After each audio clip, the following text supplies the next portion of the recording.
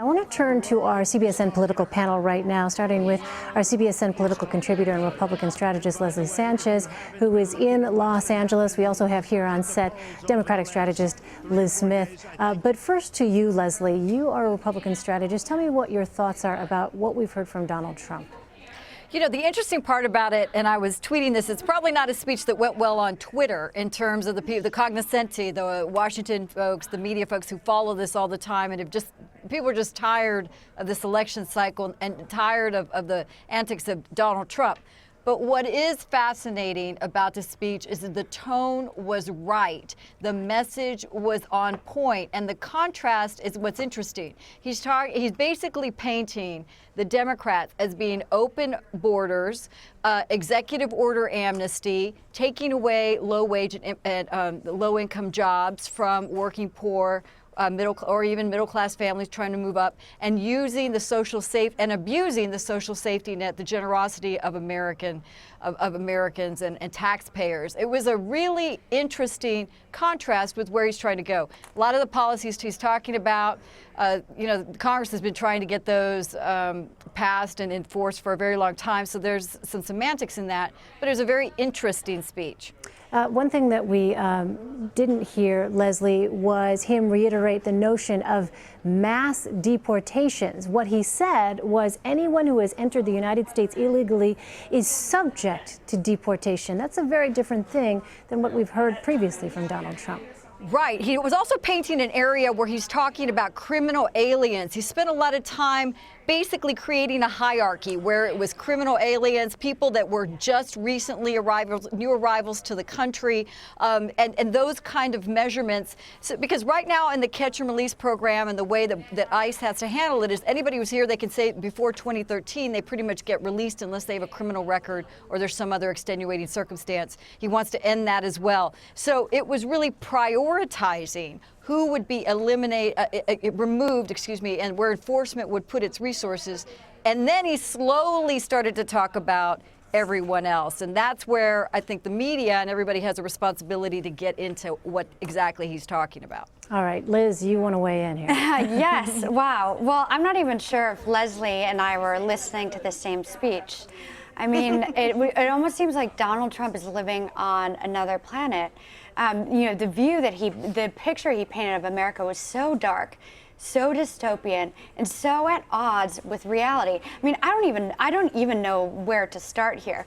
First of all, when he promised a pivot, the only pivot I saw was a pivot away from his tone today with the Mexican president. Everything he said today was completely in line with the things that he said during the primary. And let's talk about deportations. He said that anyone who came here illegally is subject to deportations. That, to me, means that he is still open to the concept of mass deportations, rounding up, 11, 16 million, whatever figure you want to use, rounding up these people using deportation forces that will raid schools, raid churches, raid communities, create mass chaos. He hasn't backed down from that. Stood by the wall. And then let's back away from that. Let's look at some of the language he used. He is describing human beings, people who came here for a better life, as criminal aliens. That is not language that appeals to anyone, but the the people who have been preyed upon by politicians and opportunists like Donald Trump for years and been told that immigrants are the enemy. So look, I saw no shift in tone here, and I was completely shocked because I think this will turn off anyone who is not already firmly in his camp. All right, I want to turn now to our Major Garrett, who is there in Phoenix. Major, you have been covering Donald Trump. You are best qualified to let us know what it is that we have learned here from Donald Trump. What we were saying just a moment ago is that for him to say anyone who has entered the United States illegally is subject to deportation is not necessarily the same thing as deporting the estimated 11 million undocumented immigrants who are here. Was at the very tail end of the speech, or nearly the tail end of the speech, where Trump said, if you're in this country illegally, you're going to have to go back to your country of origin and then apply for re-entry. And when you do, you will be subject to newer immigration caps on legal immigration that are lower than the ones that currently exist. It's kind of a double-edged change in policy for Trump. You have to leave, meaning by some mechanism, undetermined, you'll be deported. And then when you reapply for re-entry, only those who fit under a new and lower cap for legal immigration will be allowed to return. Now, there's a lot of things to just unpack on that element of the speech, which covered a lot of ground on immigration policy. So, one thing we don't know, how is this deportation going to be carried out? Trump promised all these people are going to have to leave. Then, how are these new lower legal immigration numbers going to be established? Trump talked about a commission to do that. How long would that take, and what would those new numbers be? So those things are still to be determined. But what Trump did say is, the deportation will happen. If you're here illegally, you're going to have to leave, and then your prospects for returning to this country are going to be worse than they are under existing legal immigration caps. So for those undocumented immigrants in the country now, hearing those two things will be quite disturbing for them, especially if they have children born in this country who under our constitutional system are American citizens. And so the prospect of separating these families, if Trump means what he says, is very real. But interestingly, at the very beginning of the speech, Trump said the media and Hillary Clinton and those who support the Democratic nominee want to make this question of the fate of undocumented immigrants the central issue. He said it's not the central issue, leaving me with the impression that Trump was not going to get into the details of this very much, which in fact he did not. He just made a pledge, deportation will happen. How that will occur, under what means, and under what timetable, completely left to his imagination and the imagination of his supporters. So, Major, this was not a quote-unquote pivot then, necessarily. It doesn't sound like it. It lacks specifics, to be sure, but it does answer the question that has been bedeviling Trump and his running mate Mike Pence for the last 2 weeks. Is Trump contemplating a shift on this question of deportation? It doesn't sound as if he is, but there is clearly a lower emphasis on that matter because so many other issues that Trump identified took precedence over this question of deportation. And he also said the wall is going to be built. Mexico's going to pay for it. They just don't know it yet. No details on that. There were some indications from the Trump campaign that there might be some specifics that Trump might lay out about how he imagines that might occur. Nothing there.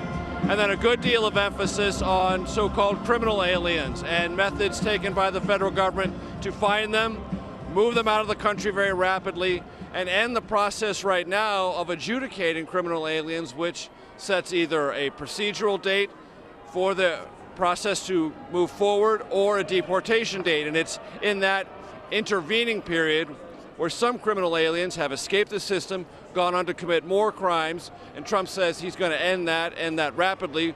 What that means, therefore, is if you're identified as someone subject to deportation and you're not going to be released, that means you have to be detained. Where are you going to be detained and under what circumstances?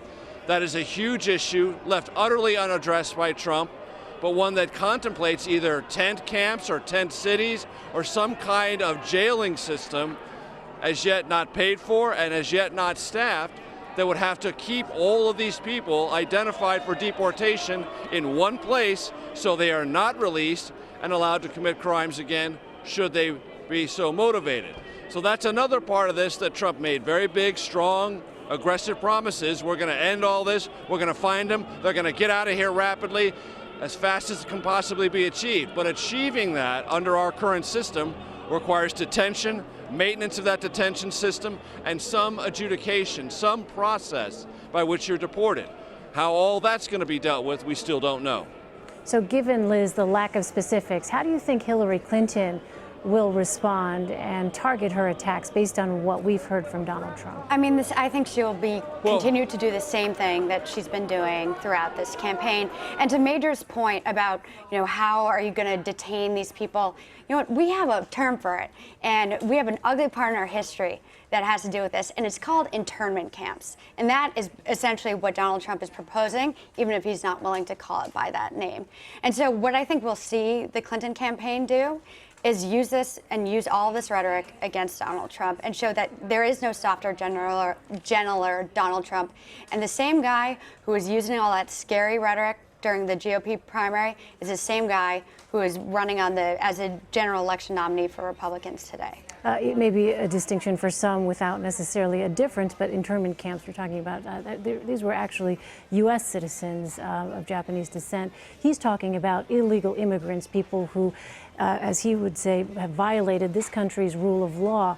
What would you say, Liz, to people who are hearing this and are thinking about this issue perhaps as a safety issue? The notion at the end there where we heard from those angel moms, the very compelling stories of how their children were murdered by criminals who were undocumented immigrants. What about that? Well, look, those stories are heartbreaking and very powerful, and certainly feel for the loss of all of those families. But if you look at the broader trends here, crime among undocumented immigrants is lower than criminal activity among U.S. citizens. So I think it's unfair, again, and not factually accurate for Donald Trump to paint all undocumented immigrants with this broad brush and compare them to rapists, murderers, drug dealers, and child molesters, as he did in tonight's speech. Of course, though, the pain for these parents still very, very real. Of course. All right, Democratic strategist Liz Smith, thank you. And Major Garrett, my thanks to you as well in Phoenix.